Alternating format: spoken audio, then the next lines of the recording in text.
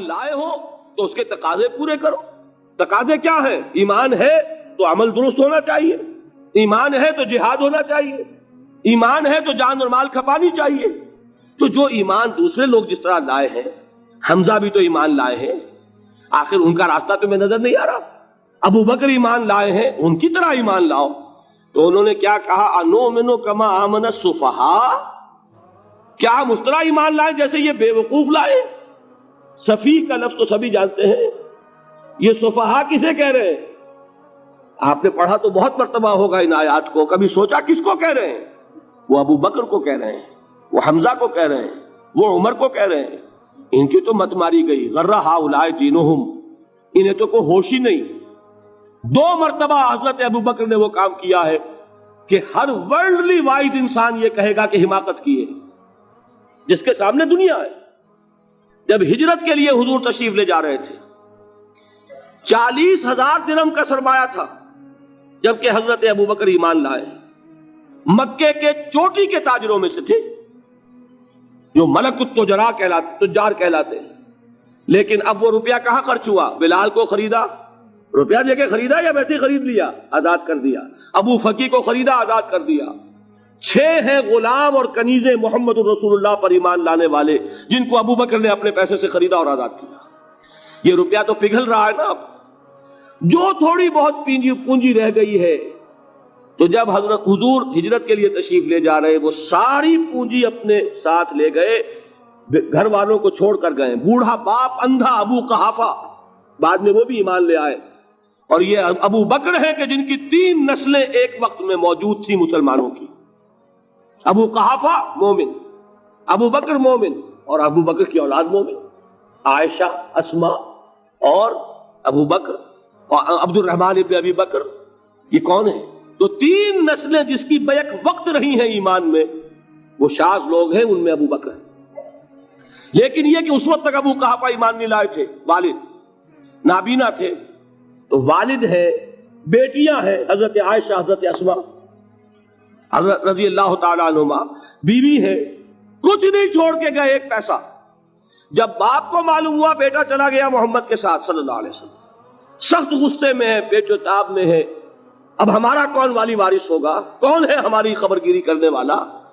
بیٹیوں سے، پوتیوں سے اپنے پوچھتے کچھ چھوڑ کے بھی گیا کہ نہیں؟ ان کا ہاں ابا جان. کیا کیا انہوں نے؟ کبھی پڑھے ہیں واقعات؟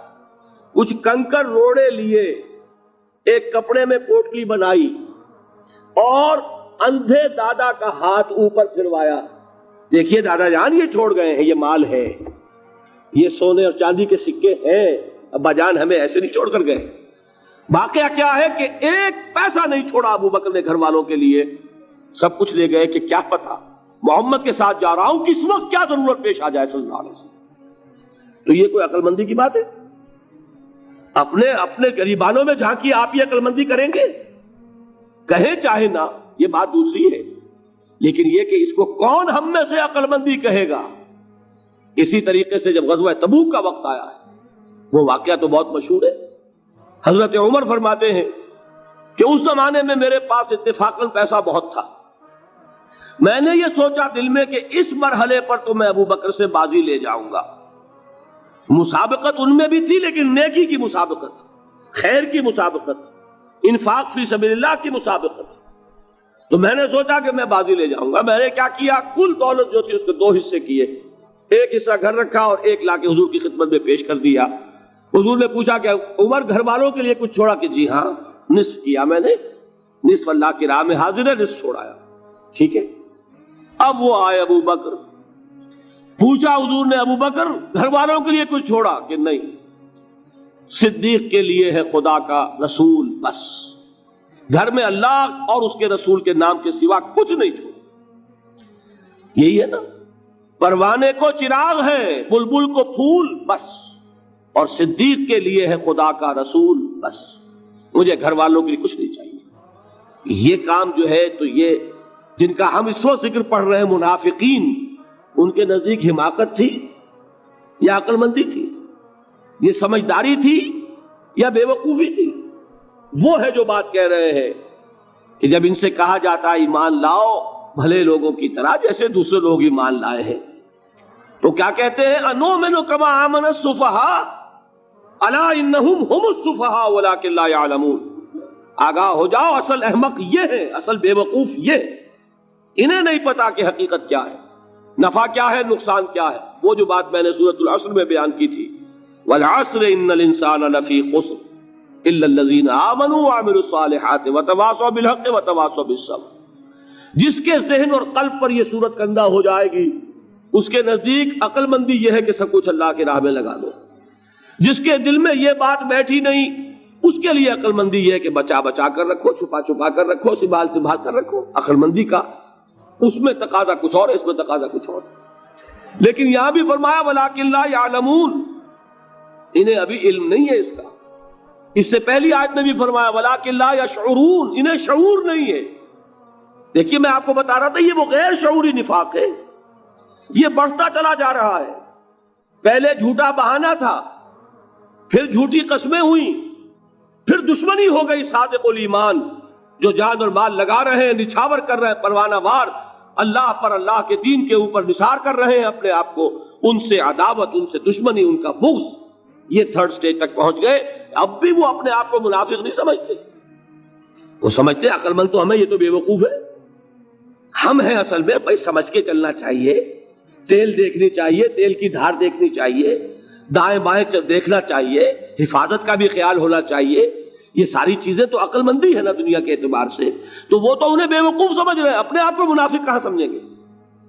چاہیے ٹھیک ہے بھائی، دین بھی چاہیے لیکن دنیا کی فکر بھی چاہیے کہ نہیں؟ یہ آپ کہتے ہیں کہ نہیں کہتے؟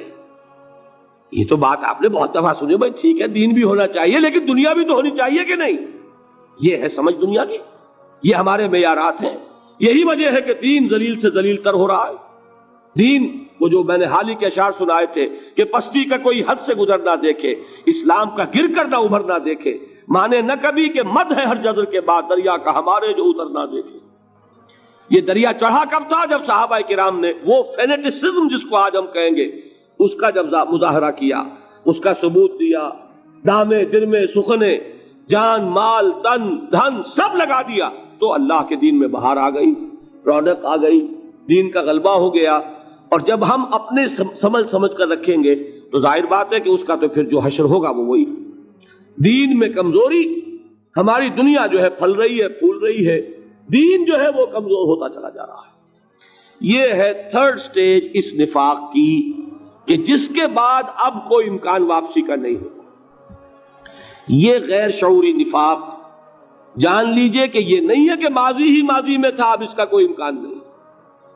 یہ نہ سمجھیے اب بھی یہ نفاق جو ہے، یہ میں بتا دوں آپ کو، ایک عام آدمی ہے، دین کا تقاضا ہی سامنے نہیں ہے، اسے پتہ ہی اتنا ہے کہ اللہ کے دین کا تقاضا نماز روزہ، وہ نماز روزہ کر رہا ہے، اس پر نفاق کا حملہ نہیں ہوگا. اس کو آپ کہہ دیں کہ اس کی سمجھ کم ہے، اس کا شعور کم ہے، اسے پتہ نہیں ہے، دین کے تقاضوں سے واقف نہیں ہے، وہ بچا ہوا ہے، وہ محفوظ ہے. وہ جو میں نے آپ سے کہا تھا پرسوں، اور ایک صاحب نے جواب دیا مجھے بعد میں کہ آج آپ نے جو بات کہی ہے تو کل لوگ کم آئیں گے. آپ نے ڈرا دیا کہ یہ جو تقاضے دین کے سامنے آ رہے ہیں تو اس سے ذمہ داری بڑھ رہی ہے. اب جس نے سمجھ لیا ہے پھر پیچھے رہے، وہ نفاق کے خطرے میں ہے. جسے سمجھ ہی نہیں ہے وہ پھر بھی کوئی نہ کوئی عذر پیش کر سکے گا کہ اللہ ان مولویوں سے پوچھ جنہوں نے ہمیں بتایا نہیں، انہوں نے تو دین کے تقاضے ہمیں یہ بتائے نہیں، انہوں نے تو ہمیں نور اور بشر میں چکر دے کے لڑائے رکھا. ان سے پوچھ، اصل جو مجرم جو ہے وہ یہ ہے. وہ واقعہ یہ ہے کہ کسی درجے میں بچیں گے کہ دین چاہتا کیا ہے، دین کے تقاضے کیا ہیں، توحید کی حقیقت کیا ہے، شرک کی حقیقت کیا ہے. اس کی طرف اگر توجہ ہی نہیں دلائی جا رہی اور اس غریب کو پتہ ہی نہیں، اسے پتہ ہی صرف یہ ہے کہ کھڑے ہو کر سلام پڑھنے میں اتنا فائدہ ہوتا ہے، وہ پڑھ رہا ہے بیچارہ. لہذا اس کا معاملہ آسان ہے بنسبت اس شخص کے کہ جس کے سمجھ میں آ گیا ہو، بات اس نے پالی ہو. دین یہ چاہتا ہے، دین اپنا غلبہ چاہتا ہے. علامہ اقبال نے غالب پر ایک جو نظم لکھی ہے باغ درا میں ہے، اس کا ایک شعر بڑا پیارا ہے. گیسوئے اردو ابھی منت پذیر شانہ ہے، شمع یہ سودائی یہ دل سوزی یہ پروانہ ہے. یہ دین جو ہے یہ تو چاہتا ہے کہ اہل ایمان پروانہ وار اس شمع پر نثار ہو جائے، جانے لگا دے. گردنیں کٹوا دے. وَلَا تَقُولُوا لِمَنْ يُقْتَلُ فِي سَبِيلِ اللَّهِ أَمْوَاتٌ بَلْ أَحْيَاءٌ وَلَكِنْ لَا تَشْعُرُونَ. اور اگر اس سے پیچھے ہٹیں گے، قدم پیچھے ہٹا نہیں کہ نفاق کی زد میں آئے نہیں. وہ نفاق کی پہلی stage, second stage, third stage, وہاں پہنچ گئے، واپسی نہیں. اس کے لیے ایک اور دو آیات میں چاہتا ہوں کہ اس سے اس حقیقت کو اور سمجھ لیں اچھی طرح، تاکہ کوئی اشکال نہ رہ جائے. ایک آیت تو میں نے شروع میں پڑھی تھی، ایک نہیں ہے، یعنی ایک جگہ سے سورہ عنکبوت، اور ایک آیت ہے سورہ حج کی، وہ میں نے شروع میں تلاوت نہیں کی. سورہ حج کی آیت دیکھیے، اس قدر پیاری آیت ہے. دوسرے رکوع کے اندر آپ کو آیت ملے گی. سورہ حج 17ویں پارے میں ہے، نصف کے بعد شروع ہوتی ہے، اور اس کے دوسرے رکوع میں وَمِنَ النَّاسِ، اور لوگوں میں سے کچھ ایسے بھی ہیں، مَن يَعْبُدُ اللَّهَ عَلَى حَرْفٍ، جو اللہ کی بندگی کرنا چاہتے ہیں کنارے پر کھڑے ہو کر.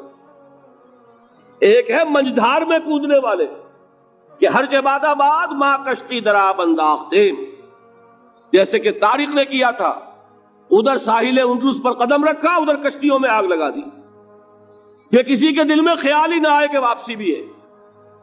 کوئی کسی کے ذہن میں سوال ہی پیدا نہ ہو کہ اب گھر واپس جانا ہے. طارق جو بر کنارے اندلس سفینہ سوخت، گفتند کارے تو رہے عقل و خرد خطاست. دیکھیے وہی عقل اور بے وقوفی والی بات آ گئی. لوگوں نے کیا یہ طارق کیا کیا؟ عقل مندی کی روح سے تو یہ غلطی کی تم نے. عقل تو یہ سکھاتی ہے کہ ذرا سنبھل کر چلو. جذبہ یہ کہتا ہے کہ نہیں، واپسی کا کوئی سوال نہیں. اس نے اقبال نے یہی نقشہ کھینچا ہے کہ بے خطر کود پڑا آتش نمرود میں عشق، عقل ہے محو تماشائے لبے بام ابھی. عقل تو کودنے کا مشورہ نہیں دیتی، جذبہ اور عشق اور محبت جو ہے وہ کہتا کودو.